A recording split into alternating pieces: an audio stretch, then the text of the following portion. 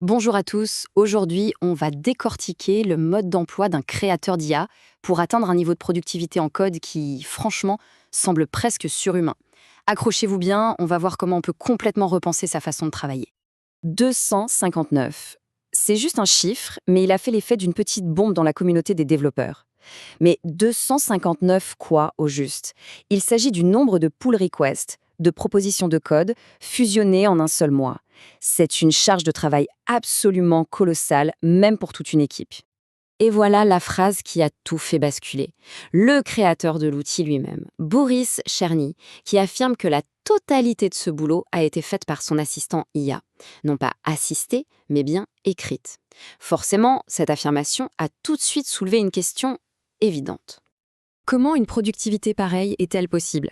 Est-ce que c'est juste un gros coup de marketing ou est-ce qu'il y a une vraie méthode reproductible derrière ce chiffre? C'est précisément ce qu'on va analyser en se basant sur ces explications, mais aussi sur les réactions parfois passionnées de la communauté.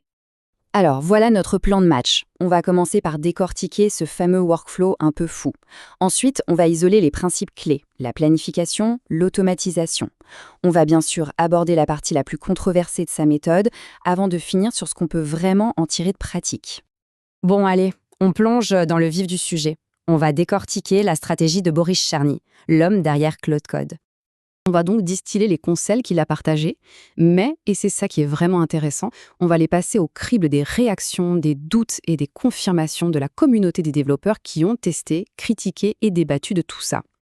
On passe maintenant à la première thématique qui est fondamentale, parce qu'avoir même d'imaginer des techniques extrêmes, il y a une base, un socle sur lequel en fait quasiment tout le monde est d'accord.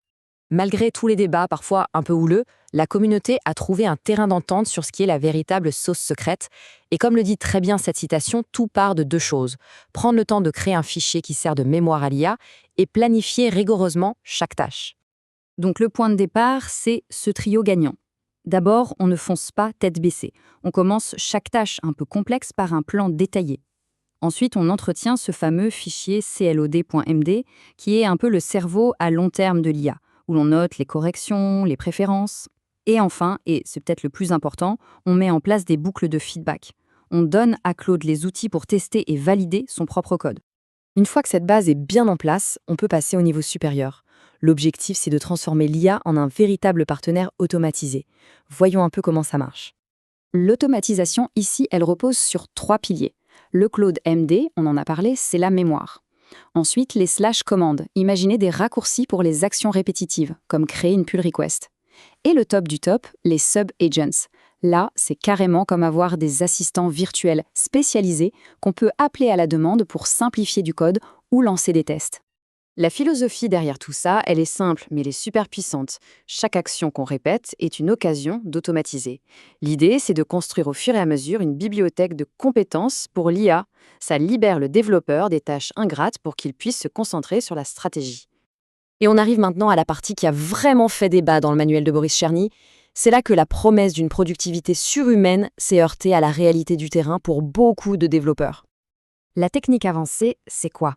C'est de ne pas lancer une seule instance de Claude, mais 5, 10, voire plus de 15 en parallèle. Chacune va bosser sur une tâche différente dans une copie isolée du projet. Et ces agents peuvent ensuite travailler en autonomie pendant des heures et des heures. Petite parenthèse technique, parce que ce terme a un peu semé la confusion. Qu'est-ce qu'un Git worktree? En fait, c'est juste une commande Git qui permet de gérer plusieurs branches en même temps sans avoir à cloner le projet 15 fois. C'est beaucoup plus efficace, plus propre, et c'est parfait pour faire bosser plusieurs agents sur le même projet sans qu'ils se marchent sur les pieds. Voilà la question qui a enflammé les débats. Sur le papier, c'est super impressionnant, mais en pratique, la communauté a très vite soulevé de gros problèmes. D'un côté, on a la promesse d'une productivité décuplée. De l'autre, la réalité un peu plus dure. Des coûts qui peuvent devenir exorbitants, que ce soit en tokens ou en abonnement, et une consommation de ressources machines qui explose. Certains ont même vu leur processeur tourner à fond, alors que les agents étaient censés être inactifs. Et cette citation d'un utilisateur Reddit, elle résume parfaitement le scepticisme général. Beaucoup ont eu l'impression que cette démonstration de force était moins là pour partager une méthode accessible que pour pousser à consommer plus de services payants. Ce graphique met bien le doigt sur le problème. Entre un abonnement pro classique et le coût sous-entendu d'un workflow avec 15 agents qui tournent non-stop, il y a un monde.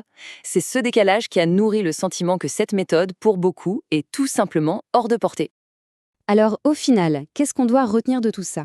Comment on peut faire la synthèse entre les conseils du créateur et les retours très pragmatiques de la communauté pour en tirer quelque chose d'utile? La vraie leçon, on peut la voir sur 3 niveaux. La base, universelle et indispensable, planifier et vérifier. Le niveau intermédiaire, super utile, automatiser les tâches qui reviennent tout le temps. Et enfin, le niveau avancé, le parallélisme, c'est une technique de pointe, mais il faut avoir les moyens de se la payer. En fin de compte, le message essentiel, ce n'est pas de retenir le chiffre 15, c'est d'adopter les principes qui se cachent derrière. Une approche méthodique, disciplinée, même avec une seule IA, donnera toujours de meilleurs résultats que de se lancer à l'aveugle avec une armée d'agents coûteux et complexes à gérer.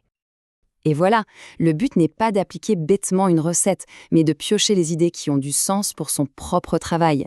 La question à se poser est donc, quelle sera la première brique à ajouter à son propre manuel de productivité? Merci beaucoup d'avoir suivi cette analyse et à très bientôt.